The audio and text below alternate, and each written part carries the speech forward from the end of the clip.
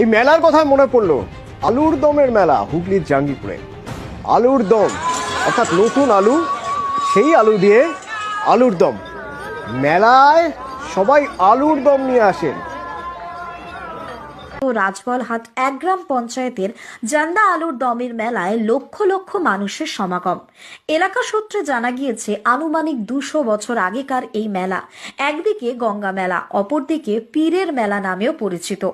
একদিনের এই মেলায় হাওড়া হুগলি এলাকার কয়েক লক্ষ ভিন্ন ধর্মের মানুষের সমাগম ঘটে, যা এক সম্প্রীতির নজিরবিহীন ঘটনা।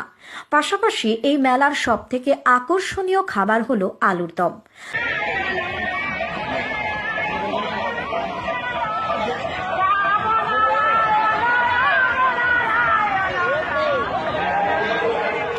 কেমন লাগে এই মেলা এসে? কতটা আলুর দম কিনলেন আপনি?